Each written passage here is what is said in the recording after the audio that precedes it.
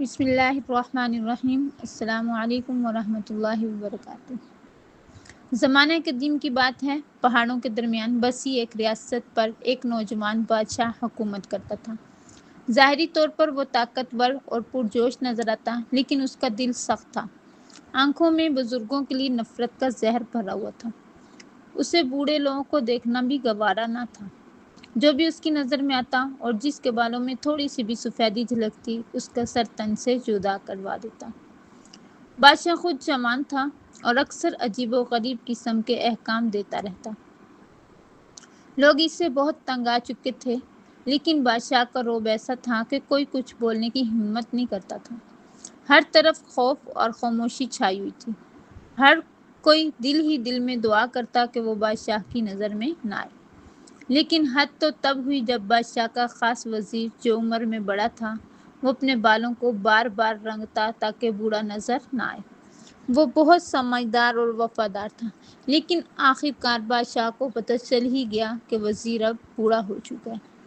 بادشاہ نے کہا اس سے بھی ختم کرنا ہوگا، لیکن چونکہ وزیر نے برسوں بادشاہ کی خدمت کی تھی، اس لیے بادشاہ نے کہا اسے سب کے سامنے نہیں ماریں گے۔ اس نے جلادوں سے کہا وزیر کو دور صحرا میں لے جا کر قتل کر دو۔ کچھ مشیر اور جلاد وزیر کو لے گئے اور اسے مارنے کے لیے گہرا گڑھا کھودا گیا۔ وزیر بہت سمجھدار تھا۔ جب اسے مارنے لے جایا جا رہا تھا تو اس نے سب کو روک کر کہا، تم مجھے مار سکتے ہو، مجھے کوئی غم نہیں، لیکن یاد رکھنا آج میں بوڑھا ہوں، کل تم بھی بوڑھے ہو جاؤ گے۔ آج میری باری ہے، کل تمہاری باری ہوگی۔ یہ بات سن کر سب حیران رہ گئے اور سوچنے لگے کہ وزیر کی بات میں سچائی ہے۔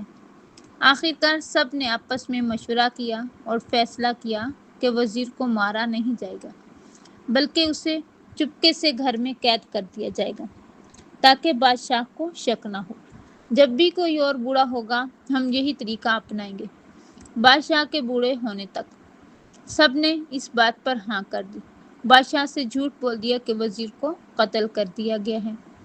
بادشاہ خود بھی زیادہ سمجھدار نہیں تھا، نہ ہی سمجھدار اور تجربہ کار لوگوں کو پسند کرتا تھا، لیکن وہ نہیں جانتا تھا کہ ریاست تجربے اور سیاست کے بغیر نہیں چلتی۔ کچھ عرصہ ایسے ہی گزر گیا۔ ایک دن بادشاہ کے دربار کے قریب دو بڑے پہاڑوں کے درمیان ایک عجیب منظر دیکھا گیا۔ وہاں ایک سمندر تھا جس میں ایک چمکتا ہوا موتی نظر آ رہا تھا۔ وہ موتی بہت خوبصورت تھا، رنگ بدلتا تھا اور دور سے چمک رہا تھا۔ بادشاہ نے اسے دیکھ کر کہا، یہ موتی مجھے ہر حال میں چاہیے، چاہے ساری سلطنت چلی جائے۔ بالآخر بادشاہ نے سلطنت کے سب سے ماہر غوطہ خوروں کو بلایا۔ 3-4 دن تک سب نے سمندر میں غوطے لگائے، محنت کی، لیکن موتی کسی کے ہاتھ نہ آیا۔ بادشاہ غصے میں آ گیا اور ضد پر اڑ گیا۔ اب وہ اور زیادہ زور دے رہا تھا کہ موتی کسی طرح نکل کر اس کے پاس آ جائے۔ سلطنت کے نوجوان بہت حیران اور پریشان تھے۔ انہوں نے موتی نکالنے کی پوری کوشش کر لی تھی، مگر کامیابی نہ ملی۔ اب وہ سوچ رہے تھے اور کیا کریں۔ بادشاہ کو خوش کرنے کا کوئی راستہ نہیں بچا تھا۔ ہر طرف ایک بے چینی پھیل گئی تھی۔ ہر کسی پر دباؤ تھا کہ مسئلہ جلد حل ہو جائے۔ بادشاہ نے اپنے وزیر کے بیٹے کو بلایا اور کہا، تم میرے خاص وزیر ہو، کوئی حل نکالو۔ اگر ہم نے یہ موتی نہ نکالا تو پوری ریاست ہم پر ہنسے گی، ہمیں ناکام سمجھے گی۔ وزیر کے بیٹے نے ادب سے کہا، بادشاہ سلامت، ایک مشورہ دوں گا، اگر آپ مان لیں تو شاید موتی مل جائے۔ بادشاہ اس کی بات سن کر خوش ہو گیا۔ اس نے فوراً مان لیا اور اگلے دن ہی صبح سب وزیروں اور درباریوں کو کہا پہاڑوں پر جمع ہونے کا حکم دیا۔ سب لوگ اس نوجوان وزیر کی حکمت بھری بات سننے کے منتظر تھے۔ فضا میں سنجیدگی چھائی ہوئی تھی۔ وزیر کا بیٹا کچھ دیر بعد پہاڑوں پر آیا اور آ کر بولا، بادشاہ سلامت، جس جگہ ہم موتی تلاش کر رہے ہیں اصل میں وہاں موتی ہے ہی نہیں۔ بادشاہ نے حیرت سے پوچھا، تو پھر کہاں ہے، صاف صاف بتاؤ۔ وزیر کے بیٹے نے آسمان کی طرف اشارہ کرتے ہوئے کہا، وہ دیکھیں، پہاڑ کی چوٹی پر ایک خوبصورت موتی چمک رہا ہے، اس کی روشنی پانی میں پڑ رہی ہے۔ سب نے دھیان سے دیکھا تو واقعی بات سچ نکلی۔ पहाड़ के ऊपर एक चमकता हुआ मोती मौजूद था। उसकी रोशनी पानी पर पड़कर यूं लग रही थी जैसे मोती समंदर में हो। सब हैरान रह गए, इतनी सादा बात किसी की समझ में न आई। सब ने जाकर मोती को तलाश किया, लाकर बादशाह को दे दिया। बादशाह की इज्जत बचाने पर बादशाह बहुत खुश हुआ और वजीर के बेटे को इनामात से नवाजा गया। लेकिन साथ ही बादशाह के दिल में एक शक भी पैदा हो गया। वो सोचने लगा, ये लड़का तो इतना अक्लमंद नहीं, फिर ऐसी बातें इसे कौन सिखा रहा है। बादशाह ने दिल में सोचा, जरूर रियासत में कोई बूढ़ा अभी तक जिंदा है जो उसे मशवरे देता है। वो जानना चाहता था कि कहीं किसी ने मेरे हुक्म की खिलाफ वर्जी तो नहीं की। इसलिए उसने एक नया तरीका निकाला ताकि पूरी रियाया का इम्तिहान लिया जा सके। कुछ दिन बाद बादशाह ने ऐलान करवाया कि एक खास तारीख को पूरी रियाया एक खास टोपी तैयार करे। शर्त ये थी कि टोपी पानी और आग दोनों से बनी हो। ऐसा न हो कि वो आग में जल जाए या पानी से बह जाए। ये भी जरूरी था कि वो टोपी पहनने वाले के सर को ना जलाए ना ही गीला करे। ये शर्त सुनकर पूरी सल्तनत परेशान हो गई। लोग हैरान थे कि ये कैसा काम है, ऐसी टोपी तो दुनिया में बनी ही नहीं। लेकिन बादशाह ने सख्ती से कहा था, अगर शर्त पूरी ना हुई तो सब रियाया को निकाल दिया जाएगा। उनकी जगह दूसरे चालाक लोग रखे जाएंगे। अब सब लोग सोचने लगे, सर पकड़ने लगे, हर तरफ उदासी बेचैनी फैल गई। कोई नहीं समझ पा रहा था कि ऐसा नामुमकिन काम कैसे किया जाए। हर किसी को महसूस होने लगा शायद अब बचना मुश्किल है।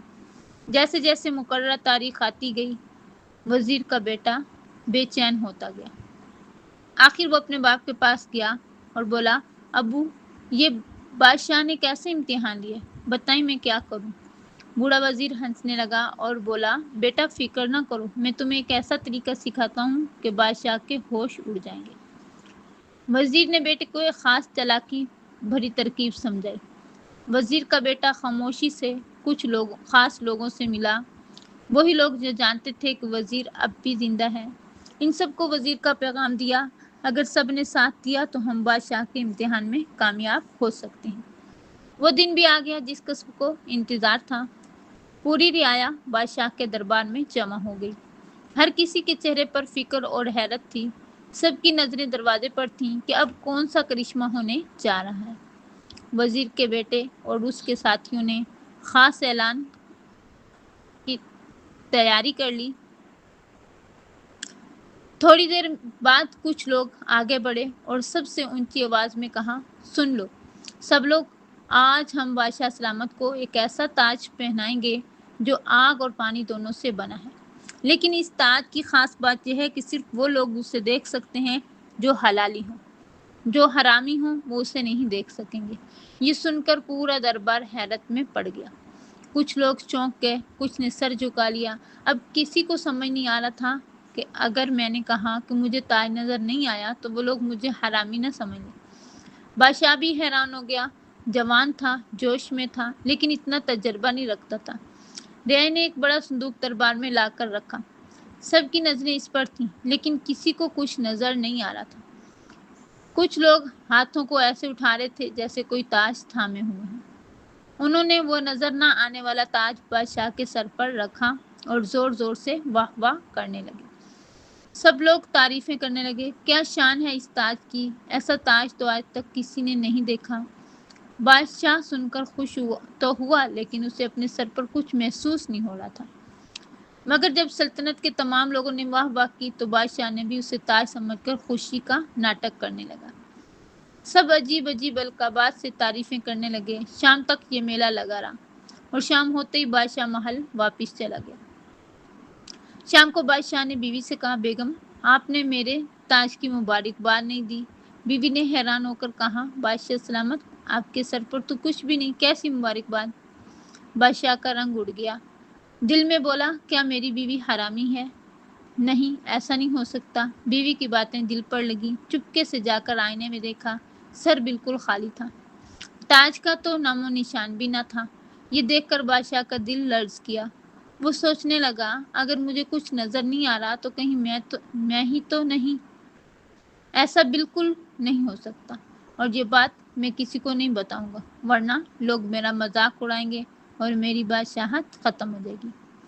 बिलाखिर बादशाह खुद को कोसता हुआ नींद की आगोश में चला गया। अगले 2 दिन बादशाह दरबार नहीं आया, वो बीमार पड़ गया। दिल दिमाग उलझे हुए थे। आखिरकार बादशाह ने वजीर के बेटे को बुलाया और कहा, सच सच बताओ, मेरे सर पर कोई ताज है या नहीं? वजीर के बेटे ने अदब से कहा, बादशाह सलामत, आपके सर पर कुछ भी नहीं है। आग और पानी को मिलाकर ताज बनाना मुमकिन ही नहीं। बादशाह ने गुस्से से कहा, मुझे पहले ही शक था, ये तुम्हारी अकल की बात हो ही नहीं सकती। तुम सब जाहिल हो, बताओ ये होशियारी तुम्हें किसने सिखाई? अगर झूठ बोला तो तुम सबकी गर्दनें उड़ा दूंगा। फिजा में सन्नाटा छा गया। सबकी नजरें वजीर के बेटे पर जम गई। वजीर के बेटे ने बादशाह की आंखों में देखकर कहा, बादशाह सलामत, अगर आप नाराज ना हो तो मैं एक सच बात कहना चाहता हूँ। बादशाह ने फौरन कहा, बताओ, डरो मत, मैं कुछ नहीं कहूँगा। वजीर के बेटे ने कहा, मेरा बाप यानी आपका साबिक वजीर अब भी जिंदा है और ये दोनों मशहूर पत्थर वाला और ताज वाला उसी के थे। ये सुनकर दरबार में खामोशी छा गई। बादशाह ने गहरी सांस ली, थोड़ा सोचा, फिर कहा, अच्छा, अगर वो जिंदा है तो फौरन से बुलाओ। थोड़ी देर बाद बूढ़ा वजीर दरबार में हाजिर हुआ, झुककर सलाम किया, बादशाह के साथ तख्त पर बैठ गया। बादशाह ने नरमी से पूछा, वजीर, तुमने ये सब चुप कर क्यों किया? क्यों मेरे हुक्म की नाफरमानी की? वजीर ने एक बार फिर अकल से काम लेते हुए आजिज़ी से कहा, बादशाह सलामत, मैंने जो कुछ किया वो सिर्फ और सिर्फ आपके फ़ायदे के लिए किया। मैं नहीं चाहता था आप जैसा अक्लमंद बादशाह वक्त से पहले मारा जाए। वजीर ने समझाते हुए कहा, चंद साल बाद आप भी बूढ़े होंगे। अगर कानून यही रहा तो लोग आपको भी ख़त्म कर देंगे। मैंने कानून को थोड़ा मोड़ा, लेकिन रियासत को एक होशियार बादशाह से मारूम होने से बचा लिया। बादशाह वजीर की बात सुनकर गहरी सोच में डूब गया। आखिर में वजीर ने एक खूबसूरत नसीहत की, बादशाह सलामत, सिर्फ ताकत और दौलत पर हुकूमत कायम नहीं रहती। अगर इन दोनों को अकल और तजर्बे के सांचे में ढाला जाए तो फिर कामयाबी आपके कदम चूमेगी। बस बादशाह के साथ दानाई को भी शामिल करें तो रियासत हमेशा खुशहाल रहेगी। वजीर की बातों ने बादशाह के दिल पर गहरा असर डाला। उसने पहली बार महसूस किया कि अकल और तजर्बा दौलत या ताकत से ज़्यादा कीमती। वो फौरन तख्त पर खड़ा हुआ और ऐलान किया, अब से रियासत में कोई बूढ़ा चुप करके नहीं रहेगा। सब बुजुर्ग चाहे जहाँ भी हों बेखौफ होकर अपनी रियाया में शामिल हो सकते हैं। बादशाह के ऐलान के बाद वो फौरन दरवाजे खुल गए जो बरसों से बंद थे। बुजुर्ग लोग घरों से निकलकर इज्जत के साथ रियासत में वापस आ गए। नौजवानों और बुजुर्गों ने मिलकर रियासत को संवारा। फैसले अब सिर्फ जोश से नहीं बल्कि होश और तजर्बे से भी किए जाने लगे। थोड़े ही दिनों में रियासत का एक कामयाब, संजीदा और पुरअमन सल्तनत बन गई। नतीजा नसीहत दोस्तों, हो सकता है ये एक फर्जी कहानी हो, लेकिन इसमें हम सबके लिए, ख़ास तौर पर नौजवानों के लिए एक बहुत बड़ा सबक है। कभी भी माँ बाप, दादा नाना या किसी बूढ़े का तजर्बा अपनी कामयाबी की राह में रुकावट ना समझो। बाज़ फैसले शुरू में उल्टे लगते हैं, लेकिन वक्त गुजरने पर वही फैसले तुम्हें बड़ी मुश्किल से बचा सकते हैं। तजर्बा कोई किताबों से सीखा हुआ सबक नहीं, ये वो ख़जाना है जो वक्त की धूप में तप कर, ठोकरें खाकर, जिंदगी की सख्तियाँ झील कर हासिल होते हैं।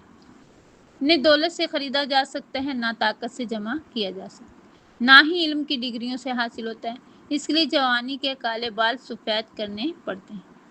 अगर तुम्हारे आसपास कोई बूढ़ा शख्स है तो रुक कर उसकी बात ज़रूर सुनो।